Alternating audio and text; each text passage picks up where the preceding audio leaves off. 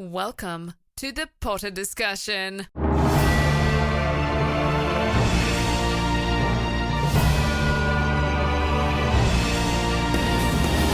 Welcome back to the Potter Discussion.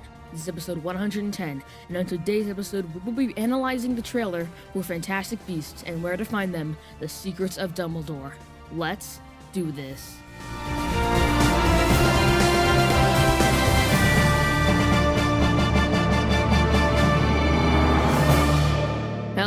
Hello, everyone. Welcome back. This is episode 110. We are a 10th of the way there already to episode 200. I mean, it is a very long way away. I think now that we're down to one awesome episode a week, it's going to be, it's going to be years, but we're going to have a lot of fun episodes until then, so we have a lot to look forward to.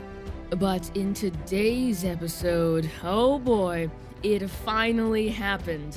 The trailer for The Secrets of Dumbledore was launched, and it was so good. If you haven't seen it, it's going to be the first link in the show notes, so you absolutely have to see it because that thing was amazing. It was fantastic. We saw a lot of the actors we know. We saw a lot of the major events that we knew were going to happen. A lot of new things, a lot of new characters. So they were really going all in with this, and I think it definitely is showing because there's a lot packed into this trailer. So definitely watch it. Go click that because it's a fantastic episode, and I am sure you'll enjoy it. And that is the focus for today's episode. We are going to be looking at that trailer, analyzing it, breaking it down, whatever you want to call it. We're going to take a closer look and really examine what is happening inside of it, because I think there are some big clues pointing to what might happen in the movie in the future. So definitely, of course, watch it, but definitely stick around because there's going to be a lot of fun things. The two links in the show notes below, the SpeakPipe page link and the Google form link, are still available. And I think, I haven't done this in a while, but go also click the email list. I haven't said that, even put it in the show notes in a while. So definitely click that. Another issue is coming out soon, but make sure you stay up to date, of course, for anything you want to hear. Say again, the two links. My email is ThePotterDiscussion@gmail.com. That is ThePotterDiscussion@gmail.com. For again, anything you want to say or hear on the show, anything you don't want to submit through the Google form link or the SpeakPipe page link, you can go through the email, ThePotterDiscussion@gmail.com, and also check out Instagram @ThePotterDiscussion, because there are some pretty fun things happening over there that I'm sure you will enjoy. Let's get into today's episode.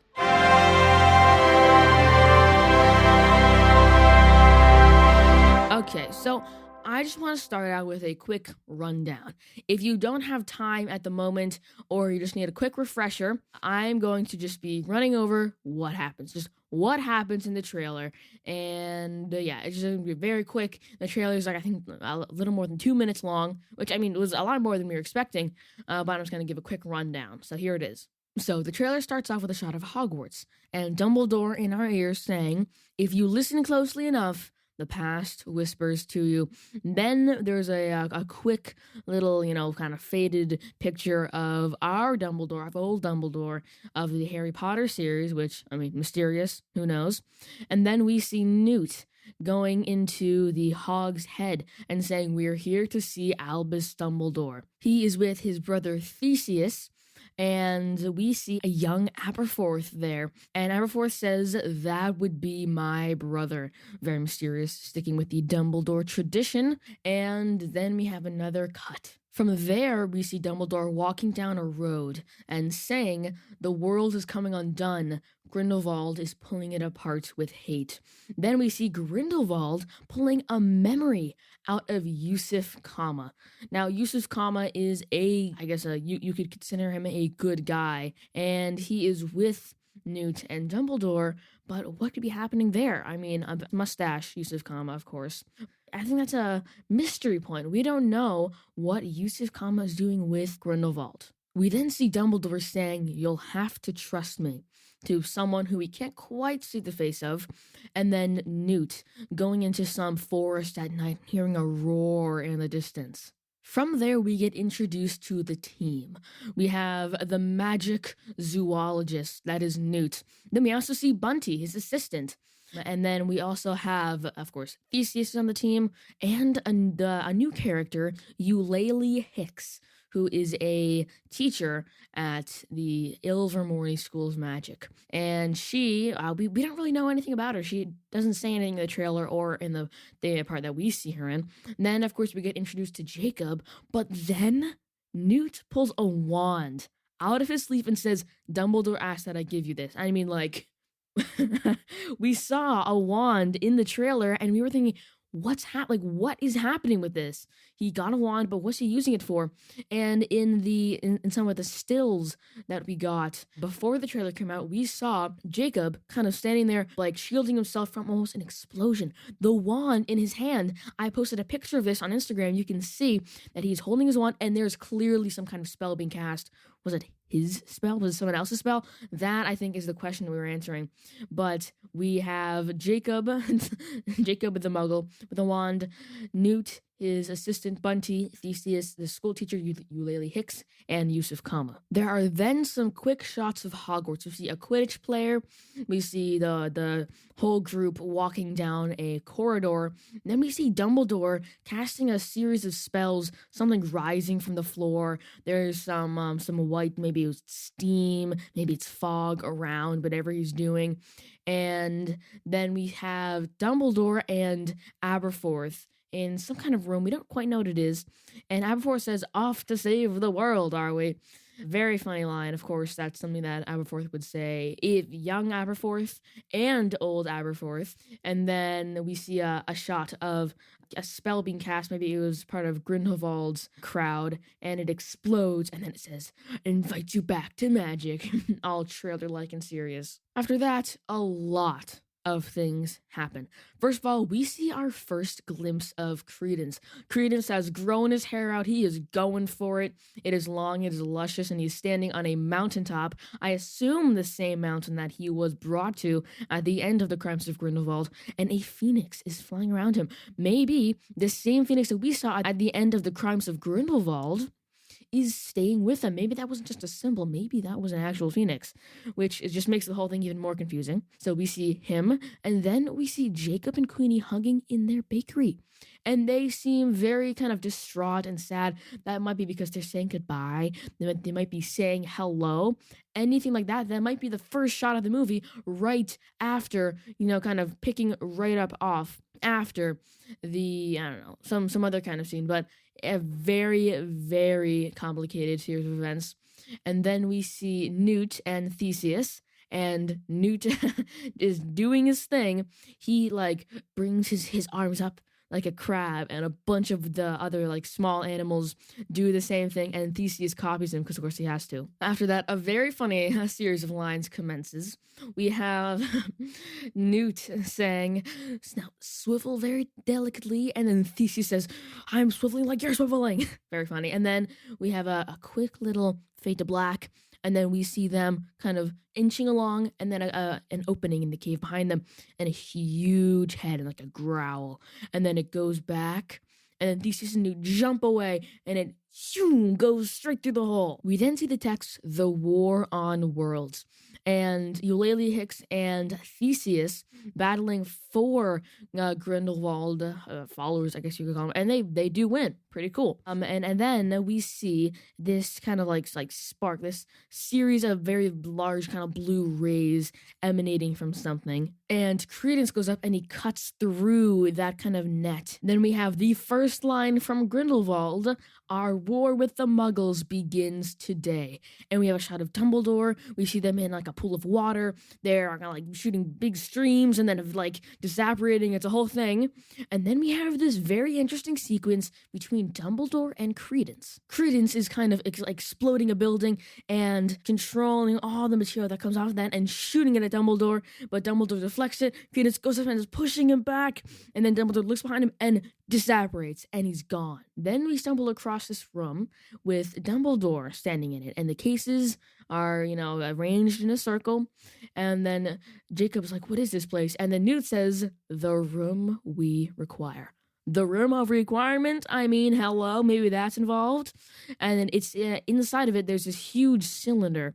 It's rotating, it's gold, and it's engraved, and then something very interesting happens. Dumbledore takes Jacob by the hand and kind of goes into the cylinder, and they spin around really, really fast. It might be a portkey, it might be some way to disapparate, it might be some way to, I don't know, activate Jacob's magical abilities. Who knows? I mean, we did see him kind of brandishing his wand in this scene right before all those blue rays forming that net. We saw him kind of, it looked like he was trying to cast a spell, and everything was kind of going in a circle, this huge wind funnel, and Queenie was watching me. It was this whole deal, but I don't know what was going on with that, with that cylinder. Then we have a very quick but very informative another shot of Dumbledore and Credence. Credence is somehow shooting his Obscurus at Dumbledore. It is threaded with red and black, and Dumbledore kind of holds out his hand, and this huge white column of some kind of energy is just forming around him.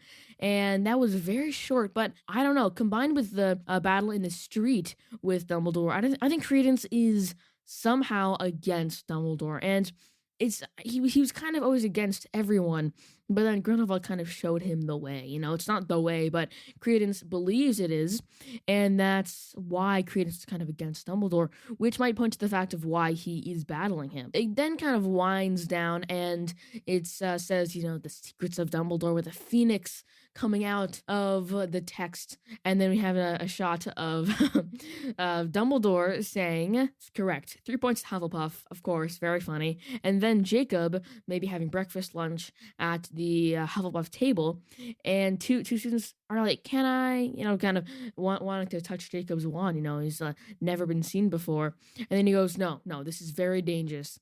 And then the students go, "But where'd you get it?" And then he says, "Yeah, I got it for Christmas." Very, very funny. And that just about wraps it up. That's definitely the gist. That is kind of the overall, I don't know what else you would call it. That is the trailer. That is the trailer for The Secrets of Dumbledore. And now we can get into the analyzing of it.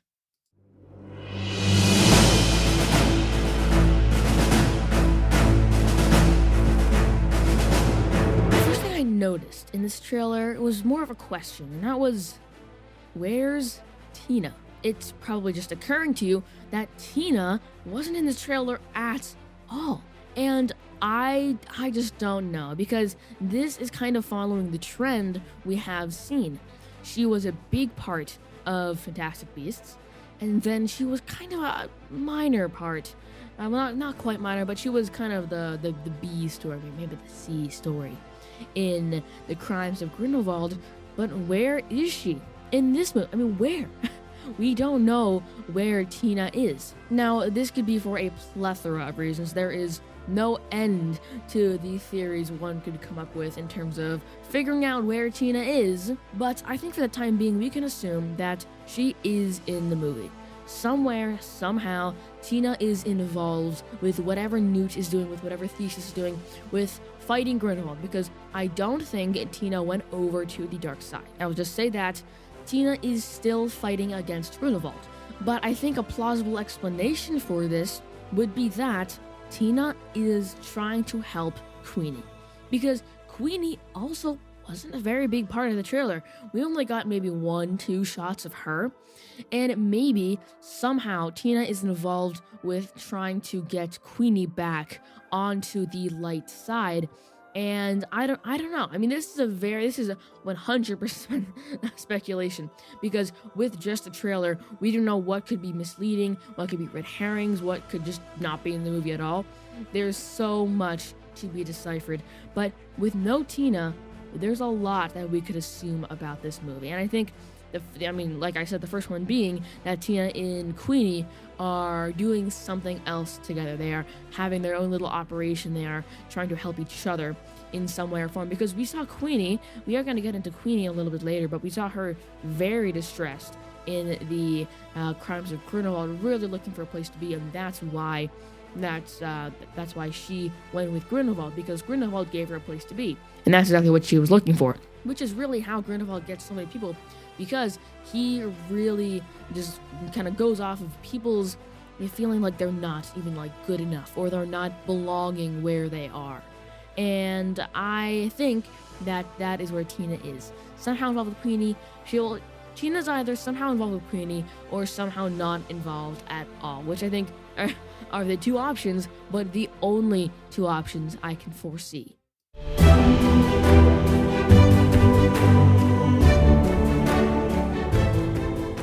The next thing I want to talk about is something that happened at the very beginning of the trailer, and that is the past whispers to you. If you listen close enough, the past whispers to you, what could that mean? What could that possibly mean? Now, I want to start off by saying I don't think it means anything. I think it was just a way to open the trailer to show that Harry Potter's still magical and still fun. But the interesting part of that was we see Hogwarts. If you listen close enough, the past whispers to you, circle shot of young Dumbledore, and then at the corner of the screen, we have old Dumbledore, our Dumbledore, as in the Dumbledore we knew. What could this possibly mean? I mean, again, I doubt it means anything, but we can always think. We can always think that I bet there's going to be a couple lines, maybe a scene or two, or maybe kind of Dumbledore's conflict is going to be about him thinking about his future. You know, the future of the wizarding world, the future of himself, the people around him, just kind of thinking, how can the world be a better place? How can I help the world? And that's going to play a role in him thinking about what's going to happen in the future. Thinking, where will I end up? Where will the world end up? How will Grindelwald affect the world? Will Grindelwald even be able to affect the world? And that is all going to be running through Dumbledore's head, because that's what Dumbledore does. He plans, he plots, he thinks, he ponders. I can't think of any other words right now, but Dumbledore just thinks about what's going to happen, how he can stop it, how he can make the best outcome of his situation. And in the Secrets of Dumbledore, I think there's going to be some, I don't know, what's the word? Oh, yeah, I bet there's going to be some secrets of Dumbledore, whatever those may be. I think Dumbledore is going to present some new facts about himself that will help us better understand him, and that will help himself better understand his future, and maybe even himself too. Because we all know that you can never know enough about yourself in the Harry Potter world. There's always a new secret. There's always a new pocket of guilt. There's always a new something that you just haven't uncovered yet that is just eating away at you, that is just destroying who you are. And I think in this movie, we are going to find that thing for Dumbledore, because we know that Dumbledore has a very troubled past. And this might just be the past that's troubling him. I'm just going to put it out there. Maybe we are going to find out the backstory of what Dumbledore talks about in the later years of when we see him in the Harry Potter movies, the books. Maybe this is the year or the series of years that really is the source of his trauma. Maybe after this movie, the big battle with Grindelwald is going to happen. And that's probably in the very, very last movie, because I'm pretty sure, I think I looked it up last episode, but the Secrets of Dumbledore is taking place much later than the Fantastic Beasts, than the movies that we saw. Because Fantastic Beasts took place in something like 1927, 1926 to 1927, and the Secrets of Dumbledore takes place much after that. And the battle of Grindelwald and between Grindelwald and Dumbledore happens in 1945. So they're either going to go through a lot of time in this movie or have to kind of skip over a lot in the future movies. So there's a lot to kind of go over, but that was kind of the first, one of the first things I noticed after wondering where Tina was, thinking about that line about the past whispers to you.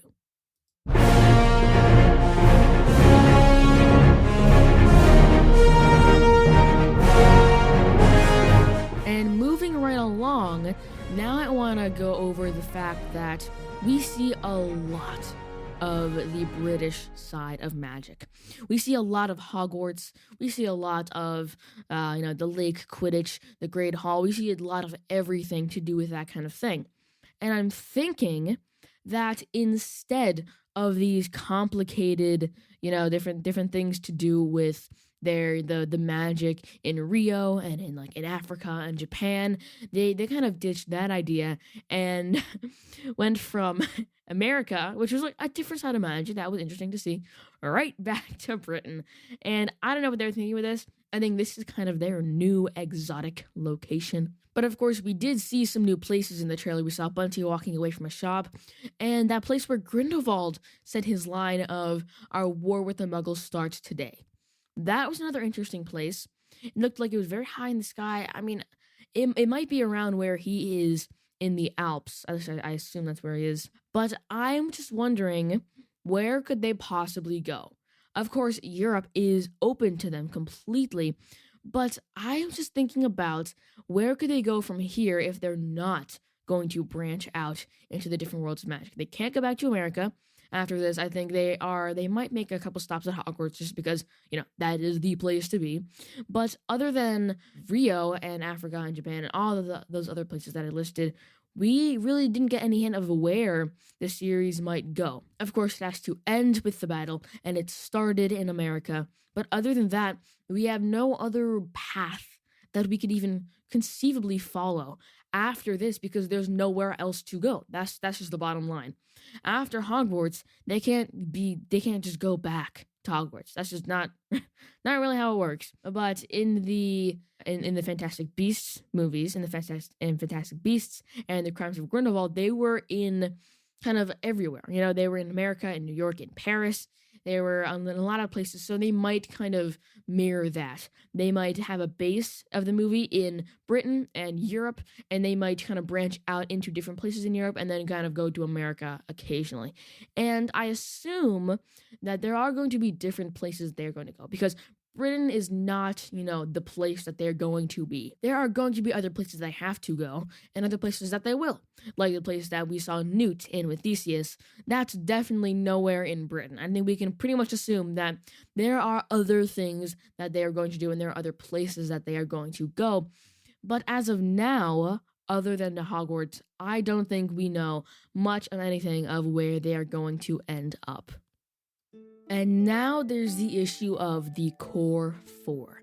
The core people, well, I shouldn't say four, but core four, it rhymed, I had to say it. The core people in the group.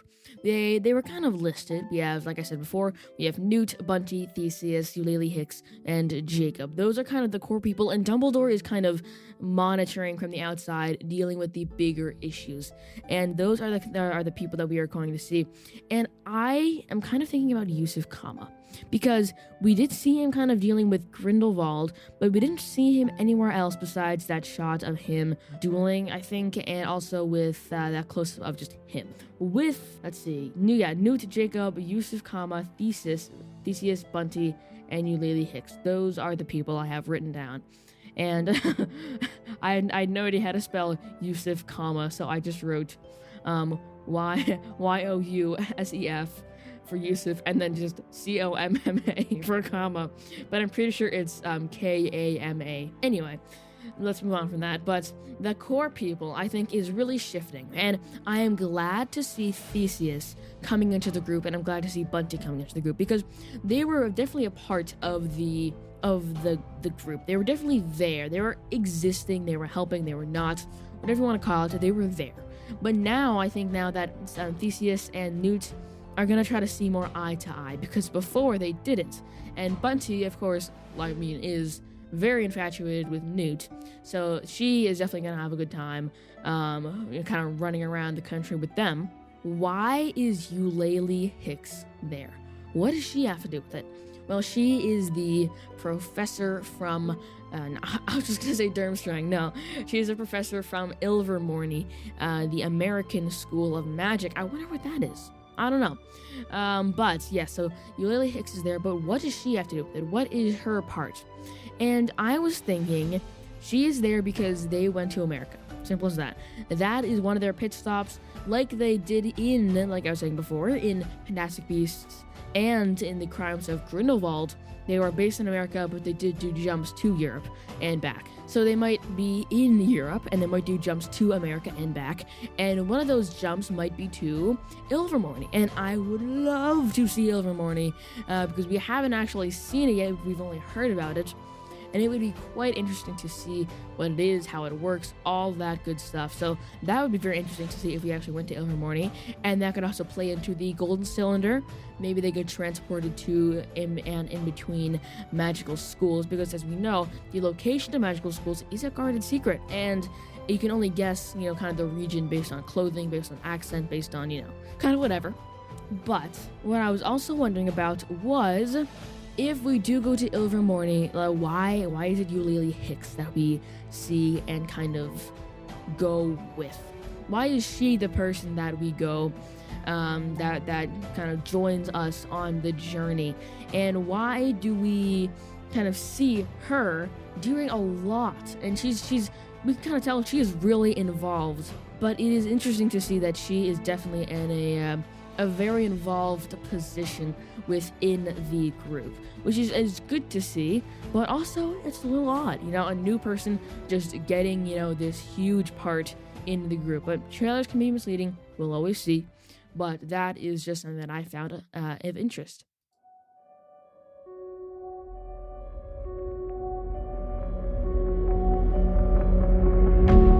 To close out this episode, there are two things that I think are definitely, we should definitely talk about. The first one being, I just wrote, the war has begun. And that is true. As Grindelwald said himself, the war with the Muggles begins today. That's what Grindelwald said, and that is what I'm going off of. So, what might happen? I mean, the war with the Muggles is like a huge concept. And I mean, fellow Muggles out there, you'll understand that a war with the Muggles is not a fun thing. So, if that does in fact come to pass, I don't know how the Muggles will respond. I think, based on just kind of what we've seen so far, is that the Muggles, it's not a war with the Muggles. It's just a war against them. And, they aren't going to war. The Muggles are certainly not fighting. But it's kind of Dumbledore and his group and the good guys defending the Muggles, which is a very large disadvantage. But I think Grindelwald will have some kind of big fatal flaw that he'll just let get in the way and will absolutely destroy him. And that fatal flaw might not present itself in this movie, but it certainly will come about. And I think that's kind of what I want to get at in this talking point. That is that Grindelwald is a very, very powerful person. But that power really throws his weaknesses out of the water. Because the way I kind of see it is two dials, and they go from 1 to 10. And everyone's dials start at 5 and 5. I see it as strength and as weakness. Not like how heavy you can lift weights, but like your fatal flaws, your strengths, your emotional integrity, all that combined into your strengths and your weaknesses. And everyone starts at 5 and 5. That's how it goes. And as you go out through your life, your dials change. You might gain more weakness and less strength. You might gain more strength in less weakness, but that never happens because the dials always have to move together. 5 and 5 is where they start, and they will always stay together. You can always get, a lot stronger. Say you go to an 8 on the strength one. You have to go to an 8 on the weakness because they have to go together. And the way I see it, Grindelwald is at a 10 and a 10, and he has so much power and so much strength and so much influence. But all of that also is reflected in weakness. He has so much weakness and pain and hurt and emotional damage, mental damage. He has just so much inside of him and outside of him that just is broken. He had to sacrifice that for his 10 on these streets. And that is what's going to get in his way. He is going to have too much weakness, and eventually the dials are going to be broken, and all of his strength is going to leave, and all of his weaknesses are going to go away again. So that's kind of the way I see it. And the second thing I wanted to mention was about Credence. And so Credence can control his Obscurus. Who knew? I mean, I think that is something that, there are two things that I think could possibly happen in this scenario. One of them being Grindelwald using Credence's Obscurus to his advantage. Of course, he wanted to. But the question here lies is, does Grindelwald teach Credence to do this, or does Credence do it on his own? I think it's definitely going to be a combination of both. Besides Credence and Ariana, he knows no one who has had an Obscurus. And if it is in fact true that Credence is able to control his Obscurus, he might have been taught that by himself, by Grindelwald, and that's kind of the question. I think it's both, like I said before. But I think Grindelwald taught him the ways of magic, taught him the simple spells from the ground up, just giving him a base of this is how magic works. And I think from there, Credence used his knowledge of magic that Grindelwald gave him to teach himself about his own Obscurus, because he's always really pushed it deep down, and that's kind of where an Obscurus grows. That's how an Obscurial is created. Magical potential in a young witch or wizard pushed deep, deep down and created in the absence of love and in need of companionship, which of course Credence fits all those categories. And when his Obscurus was created, it was very, very powerful because he, of course, is very old, and his magical power grew as he got older, but he never used it. He just kept pushing it down, down, down, down, down, which of course was very bad for him, and it just added to his Obscurus, which was very horrible, but it made his Obscurus unimaginably powerful.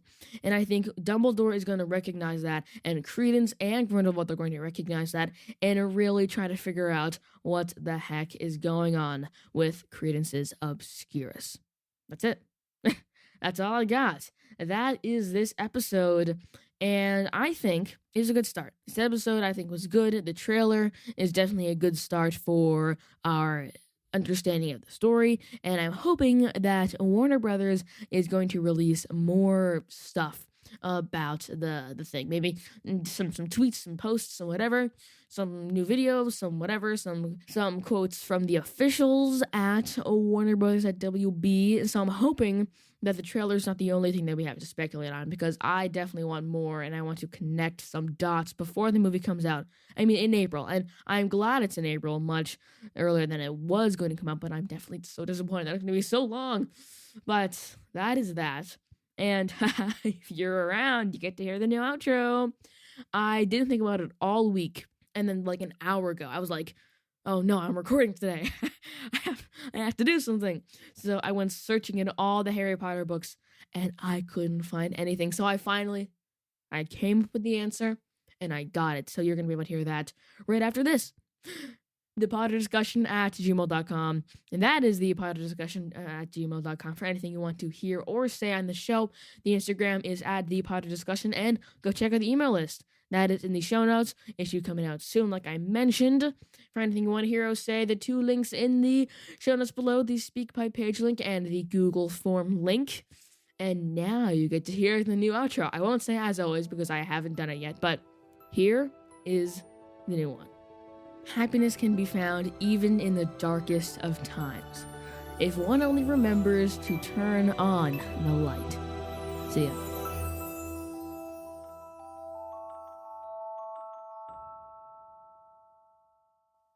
This was the Potter Discussion.